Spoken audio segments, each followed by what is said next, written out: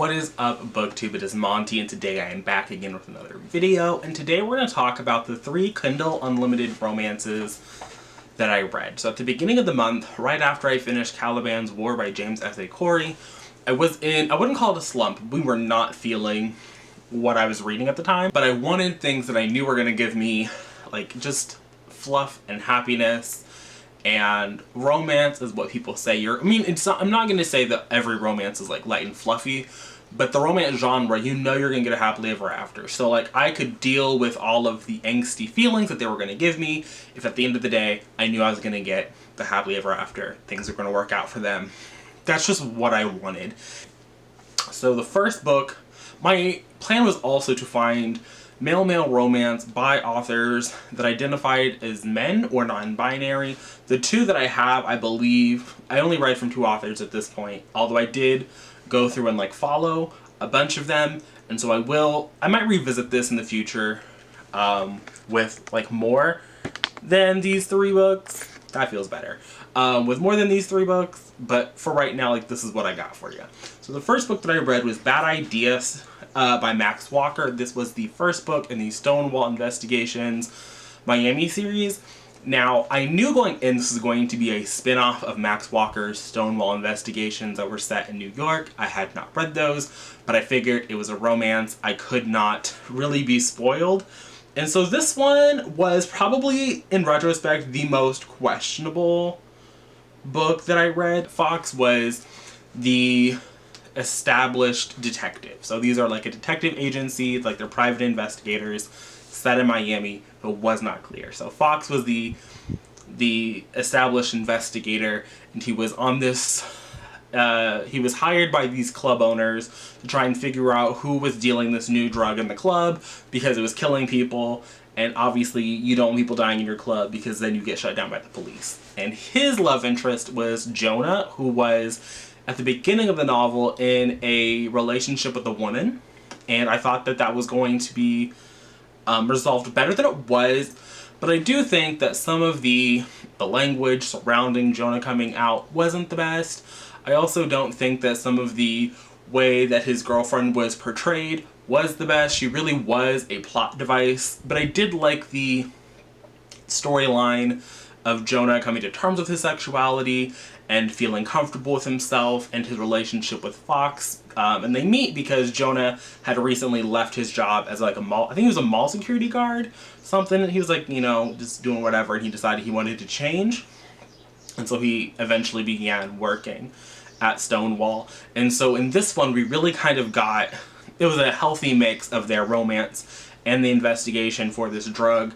The actual, like, apprehension of the suspect wasn't the world's greatest. It was not focused on the investigative angle so much as it was the romance, but it was split enough where I appreciated it, and as the reader, you could kind of guess, like, who was going to be the bad guy, so I didn't really need them, like, digging into the investigation like it was super difficult, and I overall appreciated it.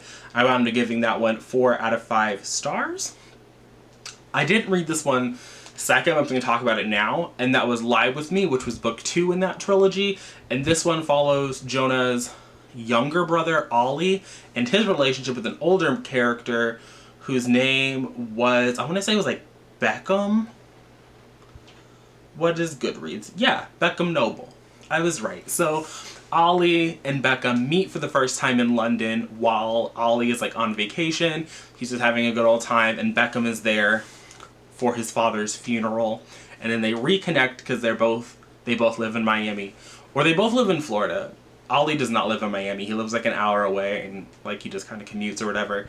But they reconnect when Ollie goes to Stonewall to like try and figure out who murdered his ex-fiance. His fiance was murdered 6 years before the start of this novel, and he wants to know who did it. And I have to say that this one was not as good as the first one, but the sex scenes, the smut in the second one was far better. Like, Ollie and Beckham, like, it was, I mean, again, it's not really fair because, you know, Jonah was coming to terms, he was a little uncomfortable, whereas Ollie was very comfortable with himself. He knew what he wanted, he got what he wanted, And eventually I would even say that Beckham got what he wanted, because Beckham does talk about being more of like a bottom verse, and at the end of the book he finally got Ollie to top, and it was just a full circle moment that I really appreciated. Not gonna lie, but I did give it 3 out of 5 stars. I do want to read the last book in this series, because the character who's the protagonist there, we met at the end of Lie With Me, and I'm interested to see how that's going to connect and work, because Ollie and Jonah were related, so that kind of made sense. But the third book follows somebody who, like, we met, he works at the agency, obviously, but how that's all going to play in, I'm a little curious. So if there is another Kindle Unlimited update for y'all, that book will probably be included, along with another Tal Bauer book, because I read The Jock, and I gave this 4 out of 5 stars, but this is low-key a 5-star read. I might go in and like retroactively upgrade it, because at least of these 3 books that I read, The Jock was definitely the best one. So in this story we followed, I don't remember these people's names though, so like, did I really give it 5 stars? I don't know. Let's see, what are their names? So Wes and, was it Justin? Yeah. Okay, so in this one we follow Wes and Justin, who meet when they're on a study abroad trip in France. They are paired together, and Justin is like at first he's upset that he is paired with Wes. Wes plays, I think he's a tight end for the University of Texas? I don't want to get them mixed up, but I'm pretty sure it's the University of Texas. He's their tight end. He's a standard jock man. He dresses like a cowboy. He is very the jock. And Justin is like, I left Texas to get away from this. And so at the beginning of the book, we are following them and their initial hookups, and they form this little relationship, and then when they get back to Texas, Wes breaks things off because he's like, you know, that was cute for the summer, but like not for now. But eventually they did reconnect, and it actually did not take them a whole lot of time to reconnect, and none of the 3 books that I read in this Kindle Unlimited reading vlog had an unnecessary third act breakup.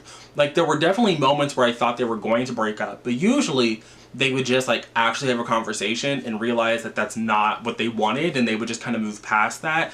And so there was typically a third act thing that was not a breakup that was part of the thing. In the Stonewall Investigation series, usually something related to the investigation would happen. And then in The Jock, there was a hate crime incident. That was kind of why I didn't give it 5 stars. There's a lot of hate crime going on in the male romance, but I was like, you know, I will take the hate crime if it means that I'm escaping from these, like, the third act breakup is boring to me. So I was happy none of these had them. But the angst in The Jock was excellent. The smut in The Jock was excellent. The relationship that Justin and Wes had, it was so good. It was so good. I know nothing about collegiate athletics, so I can't tell you that, oh, The Jock was really amazing in depicting collegiate athletics. But I do think that as for like a sports romance, it was an excellent I've read the Bromance Book Club, but I would not call the Bromance Book Club a sports romance, even though that man was, like, he was a baseball player, right? I wouldn't call that a sports romance. The Jock was very clearly a sports romance. Like I said, I can't speak to the authenticity of that, but I did really appreciate it, and I did fuck with it a lot. So those were the 3 that I read for my Kindle Unlimited reading experience, and I have to say that I was not disappointed. These were all 400 pages at least, right around there, and I flew through them. I was addicted from the beginning. So Max Walker and Tal Bauer are both authors that I would recommend, and I'm looking forward to reading from again. Tal Bauer doesn't have as many books in the backlist that look immediately interesting to me, but I am looking. And like I said, I do want to go back to the Max Walker and read that 3rd book, and I might even go back and read the first Stonewall Investigations quartet. I haven't decided yet, but overall this is a positive experience. I do think that going forward, I would definitely pay for Kindle Unlimited. There was a time that I did not think I would. I was like, oh, this is going to be a little joke throwaway vlog, but I might have to revisit, because I did, like I said, I flew through these, and they were all a standard book length, 400 pages, and none of it dragged, and I was there, you know, immersed from the beginning. So I might actually keep up with this Kindle Unlimited situation, and I might try to incorporate some more romance into the rest of my reading for this year. So that's all I gotta say. Thanks for watching. If you made it to the end of the video, let's leave this emoji in the comment section, along with if you have any male romances from Kindle Unlimited that are written by male authors. I would appreciate those recommendations because I feel like I can just get general male recommendations from anybody, but male authors or non-binary would love to see it. But I'm gonna go. Thanks for watching. I'll see you guys again soon with another video. But until then, and until next time.